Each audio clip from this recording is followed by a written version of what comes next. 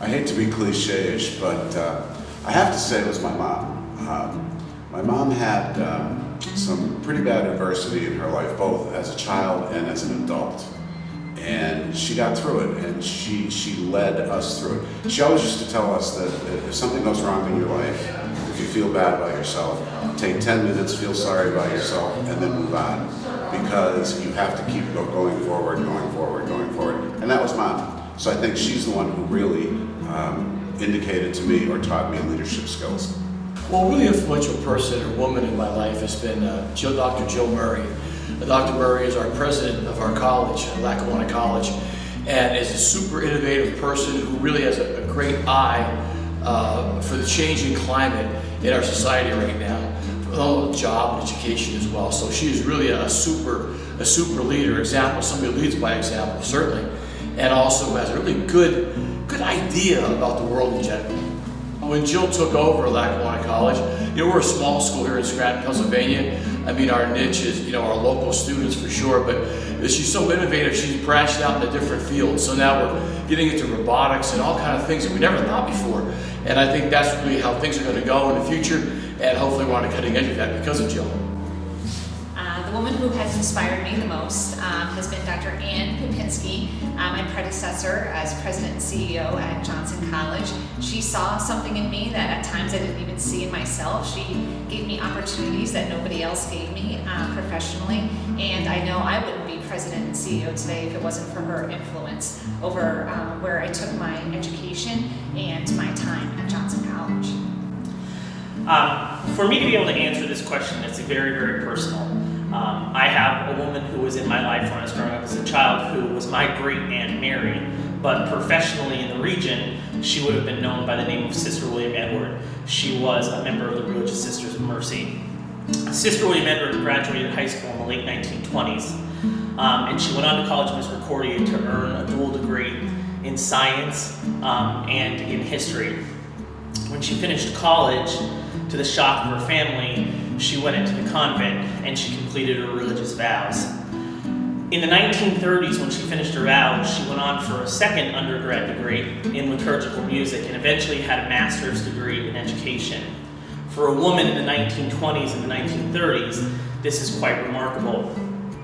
In addition to that, during World War II, she was a trainer in aviation, which again, just when you look back on it, being a woman is just something that was really unheard of. She came back to our area, and for over 30 years, she worked in the Catholic school systems as a teacher first, but eventually as an administrator. And she ended her career as an administrator in what was Bishop Hogan High School at the time. I never really thought anything about that growing up as a child until I ended my principalship at Wyoming Valley West. And when I did end that, it was actually the Citizen's Voice who ran a large feature article on me, because when I was leaving the high school principalship, at that time I was only one of 2 females in the region who held that position, and it was something that was so noteworthy. But in my life, I had watched a woman be a high school administrator so long before. When Sister William Edward ended her career, she went on to serve almost 20 years at the Mercy Hospital, again in a leadership position in charge of the education and training in the Wilkes-Barre area. When you talk about a woman who had a 30-year career in education as a teacher and an administrator and then went on in the healthcare system in a leadership role, it's something that we would look today as successful, but not remarkable. When you talk about that career starting in the 1930s and ending in the 1980s, it truly is something that's awe-inspiring. She smashed glass ceilings before we knew what a glass ceiling even was. Sister William Edward had a profound impact on my siblings and on my cousins because education was something that was paramount in her life. It was not a question of if you go to college, it was a question of where you go to college and what you would major in. Success was something that you just automatically strived for. She was a wonderful, wonderful woman, and people who remember her or speak to me about her always tell me that she just commanded authority and her leadership was unquestioned. She truly was a remarkable woman, and she's a small piece of Wyoming Valley history that not many people know about, and I'm really proud that she was a member of my family and she had the impact on me that she did.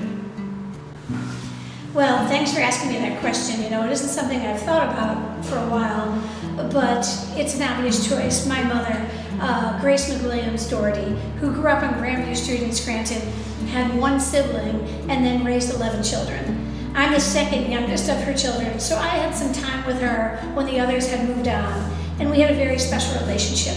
And she set an example for me of being active in your community, being able to be dedicated to your family, but also keeping a close circle of friends.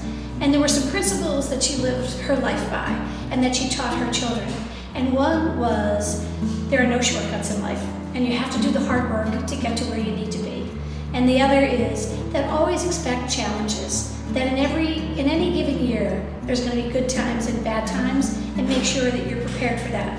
So I know that she'd be very proud of my engagement, but also for my 4 children, or 6 children, 4 of whom are daughters. And our daughter Grace is joining our family business. Our daughter Maggie is a fashion blogger.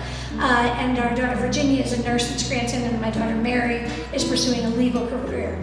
But my mother had expectations of us, and oftentimes when I am hit with a challenge and trying to figure out my next direction, I often think of my mother.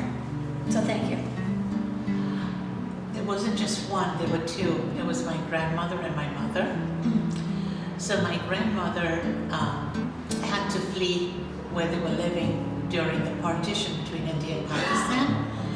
And she left with 3 little girls under 5, crossed the border, lost her husband who was killed during the transition, and raised 3 girls solo without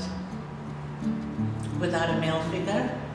And she was allocated agricultural lands that became part of India. And a petite little woman, 5'1" maybe, would go to the fields, learned everything about agriculture, growing cotton, that's what they grew. She was inspirational in how she managed to raise these 3 girls. My mother took after her because she learned how to survive. Got married, moved to Bombay with my father, who was an airline pilot. My mom was not college educated, just probably not even high school, but always told me there's nothing you cannot achieve, there's nothing you cannot do. Be independent, be who you are, and kind of instill the values of family and hard work, integrity, honesty. Kind of it all came from her. And I think she was more determined to see me set up my own business than I was. And she encouraged me every time she came. She says, you can do it, you can do it, you can do it. So I think a lot of it goes, and the credit goes to her. So when I talk about women in my life that inspired me, my answer is easy and it's clear. My mother, Mary Lombardo, was a great inspiration. Not only was she a great parent, raised 8 children, managed to have a full-time job working as a nurse in my dad's office, but she was one of the toughest people that I knew. She believed in doing what you had to do to get things done. There were mornings that I woke up earlier than I wanted to, and I'd find my mom at 5 o'clock in the morning cleaning the house because she didn't believe in a cleaning lady because it was something that she could do. So I learned a lot from her about resiliency and toughness, and really one of the lessons that she taught me was not to do anything unless you're going to put your whole heart into it and tackle it. So I'm grateful to have such a mentor as my mom, who passed away a couple years ago, but has left me with many valuable lessons.